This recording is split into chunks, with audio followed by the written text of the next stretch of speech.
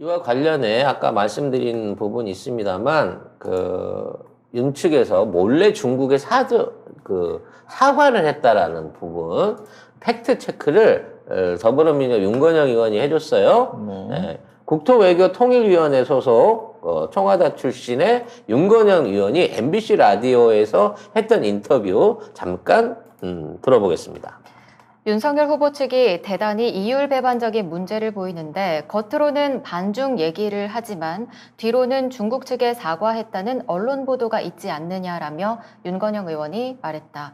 이 언론에 보도된 출처를 따라서 가봤더니 그런 것 같은데 복수의 관계자가 들었다는 것이라면서 다만 이 부분이 외교적인 여러 마찰과 국익에 손상을 미칠까 봐 그런 내용을 구체적으로 밝히지 못하겠다고 말씀하시더라고 설명했다.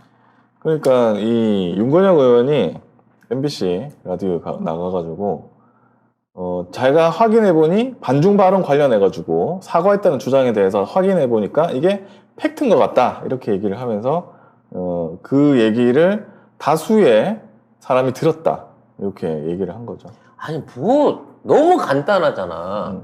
지금 윤 핵관 중에 비서실장 딸랑이 하고 있는 게 누구야? 권영세 아니야.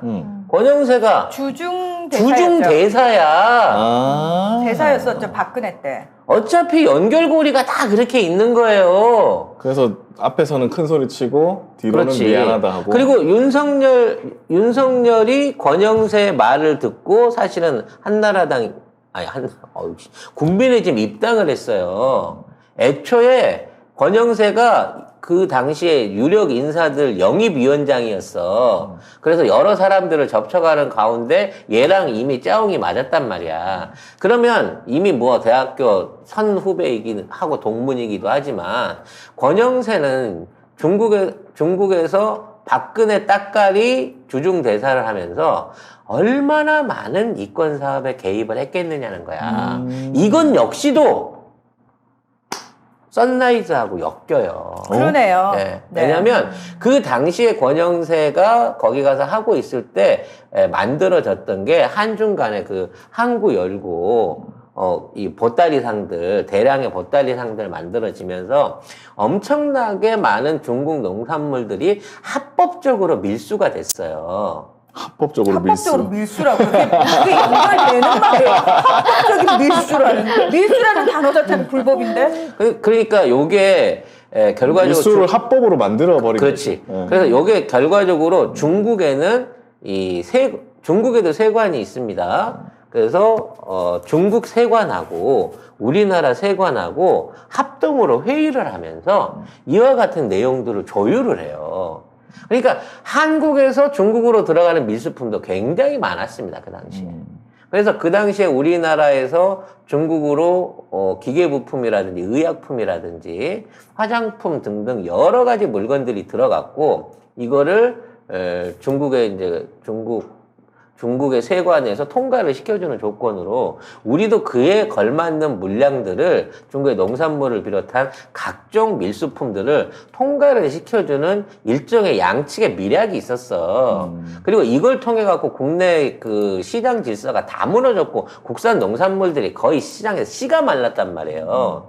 그것뿐만 아니라 중국하고 연결했었던 콘텐츠 관련된 계약들 그러니까 전파총국이라고 불리는 중국의 이제 모든 컨텐츠 수입에 대한 권한을 갖고 있는 이쪽을 이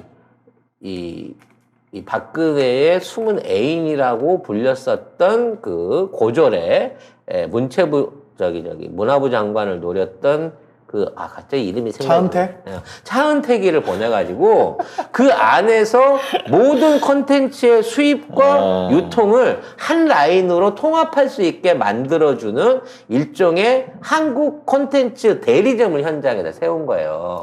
그래서 한국에서 들어가는 모든 가수들의 콘서트부터 시작해갖고 이제 출연이라든지 그에 대한 영화나 음악에 대한 음반에 대한 유통 권리를 전파총국하고 얘네들하고 단독으로 둘이 묶어갖고 조인을 했어. 이 사업을 하는데 권영세가 거기서 역할을 했어요.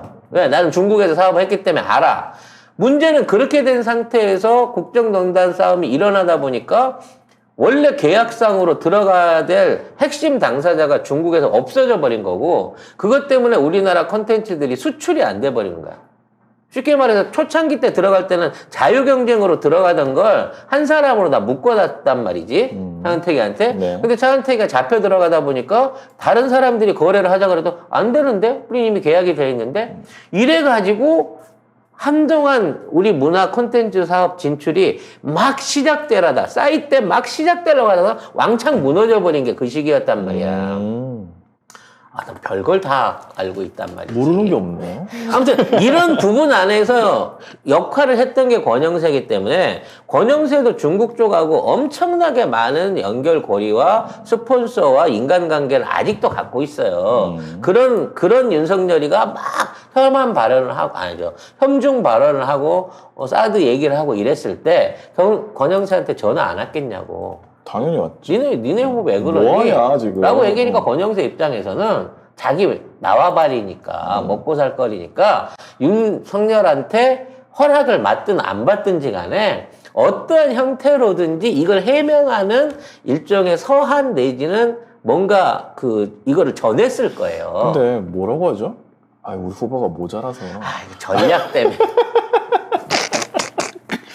모자라서 내가 어떻게 할 수가 없어. 저희 이렇게 후보가 술을 많이 먹어서 실언을 한 겁니다. 저희 절대 그럴 맘 없고요. 어떻게 이걸 아시죠? 뭐라고 얘기해. 이번에 윤석열 되면요. 아이고. 저희가 그때 우리 박근혜 때 못 해먹었던 거 이번 기회에 제대로 해먹을 수 있도록 제가 길 한번 잘 트겠습니다. 그랬을 거라고.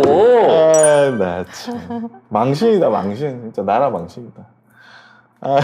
정말 이런 얘기는 송작가 TV에서만 들을 수 있습니다. 그래서 여기에 대해서 외교적으로 문제가 된다라는 건 뭐냐면 사실 민간인이잖아요, 윤석열은. 백수인데 네. 국가를 통하지 않고 중국의 행정부하고 어떠한 형태로든 연락을 가진 거예요. 즉 민간인이 중국의 관청이라든지 거기에 관련된 인사한테 어떠한 식의 접촉을 가졌다는 겁니다. 이걸 불법이라고 말할 수 없지만 이걸 우리가 문제를 삼는 순간 중국하고 우리하고 외교적인 마찰이 일어나요. 그래서 이런 부분을 알고는 있지만 우리 정부도 이거를 대놓고 조사를 하거나 문제를 삼기가 곤란해지는 겁니다. 그리고 여기에 연루된 인사의 중국 인사의 실명이 밝혀지면 얘도 심각한 손상을 입을 수밖에 없거든요. 지위에 있어서. 아주 시진핑이 대놓고 그런 건 걸리면 뭐가지 치려고 할 거야. 그럼 그나마 친한 파인 중국의 관료 하나를 잃게 된다는 거지. 근데 결과적으로는 언젠가 들통나서 잘립니다. 윤석열하고 어떤 형태로든지 연락 주고받던 사람은. 아무튼 그런 단계까지 가 있는 거예요. 그래서 이거를 윤석열 측에서 사실무근이다, 거짓말이다라고 이걸 또 고소 고발하고 문제를 확대시키지 못합니다. 못하죠. 네. 이것은 권영세의 모가지가 날아갈 수 있는 굉장히 큰 위법 사안 중에 아니에요. 근데 뭐 윤석열이 먼저 날아갈 것 같긴 한데. 아니 뭐 세트로 다 떠내서 버려버려야지. 네.